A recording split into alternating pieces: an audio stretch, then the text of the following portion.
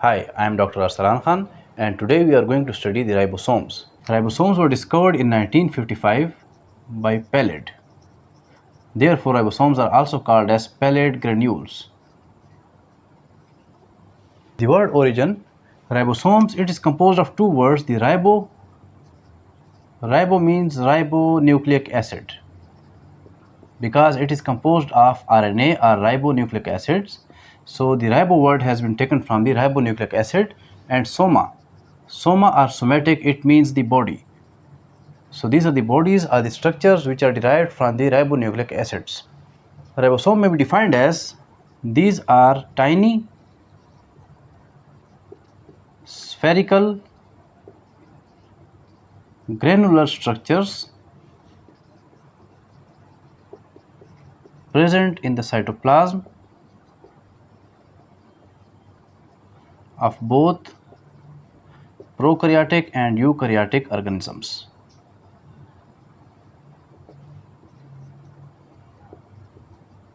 So the ribosomes are tiny sac-like granular structures present in the cytoplasm of both prokaryotic as well as eukaryotic organisms. It is common to all cells, and all kinds of living organisms have ribosomes present in their cytoplasms. Composition: ribosomes are believed to be composed of proteins and RNA. The RNA which constitute the ribosome is called ribosomal RNA. So it's believed that ribosomes are composed of an equal amount of RNA and proteins. Therefore, the ribosomes are also called as ribonucleoproteins. Ribonucleoproteins.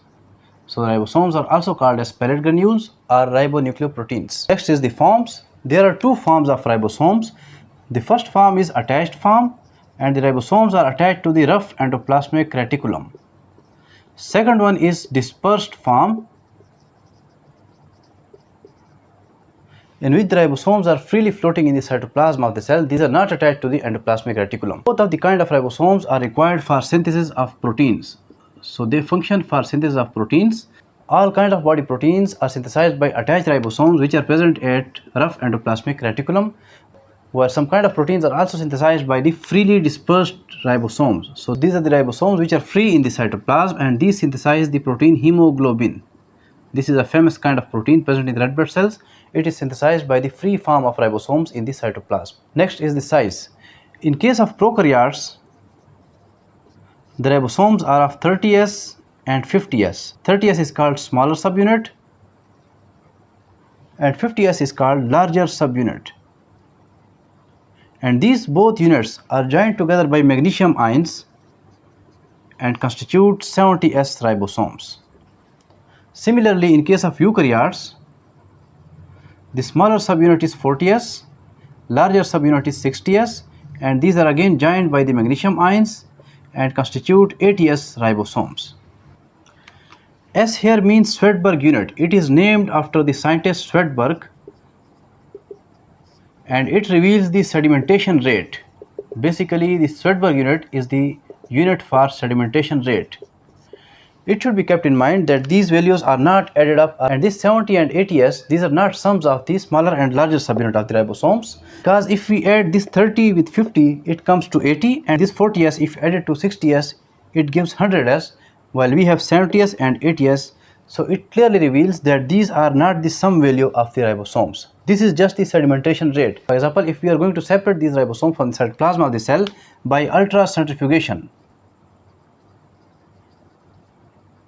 Ultracentrifugation is performed at 1 lakh gravity. At 1 lakh gravity, the ribosomes settle down as precipitate in the centrifuge tube. For example, this is centrifuge tube, and the ribosomes settle down here at 1 lakh or 1,50,000 gravity. This is called sediment or precipitate, while the upper layer, this is called supernatant. We have ribosomes in the precipitate or sediment, and the speed or rate at which the ribosomes have been settled in this centrifugation process, this is called sedimentation rate. It means that the speed or the rate at which the ribosomes settle down at the bottom of the centrifuge tube. So the smaller subunit, this settle down at the speed of 30s, the larger subunit settle down at the speed of 50s, and if these two subunits are combined, these constitute the smaller unit and the larger subunit, 30s and 50s. When these are centrifuged, These settle down at the speed of 70 s or 70 Svedberg units. So this S or Svedberg unit, it just reveals the sedimentation rate of the ribosomes during the process of ultracentrifugation.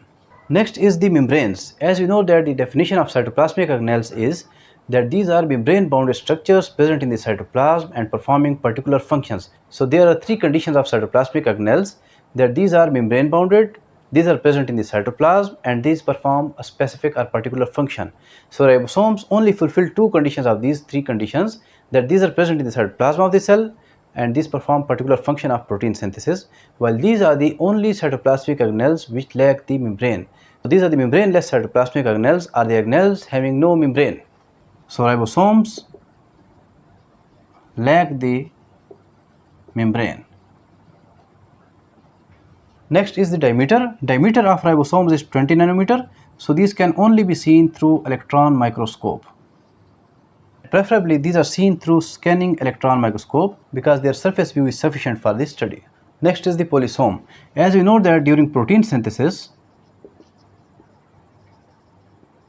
there is messenger RNA strand present in the cytoplasm, and the two subunits of ribosomes attached to this messenger RNA.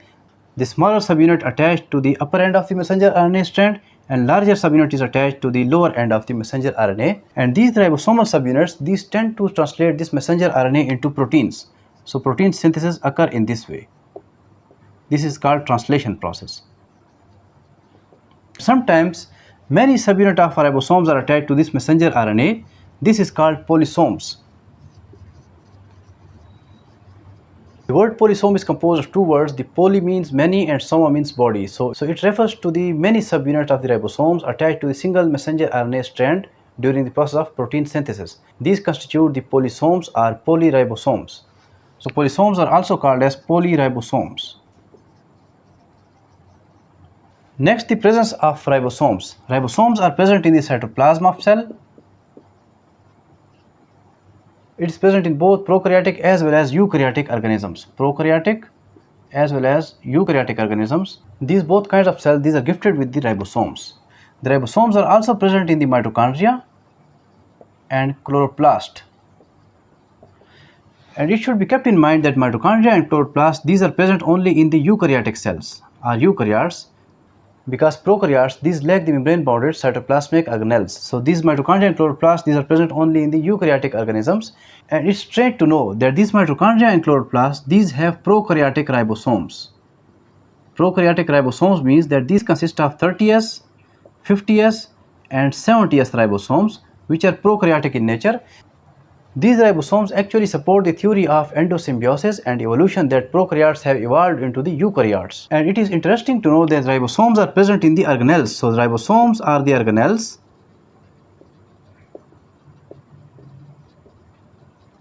present in the organelles. So if someone asks you that which organelles are present in the organelles, so these are the ribosomes, because ribosome itself is an organelle and it is also present in the other organelles like mitochondria and chloroplasts. So the ribosomes are the organelles which are present in the organelles. Next is the synthesis of ribosomes. Ribosomes are synthesized in the nucleolus of nucleus. The ribosomes as well as messenger RNA, these are synthesized in the nucleolus of the nucleus. And at the last, this is the function. The ribosomes only perform the function of protein synthesis. Either the ribosomes are present in prokaryotic cell or eukaryotic cell, or either these ribosomes are present in the cytoplasm of the cell or matrix of the organelles, or either the ribosomes are present freely in the cytoplasm or these are present attached to the rough endoplasmic reticulum.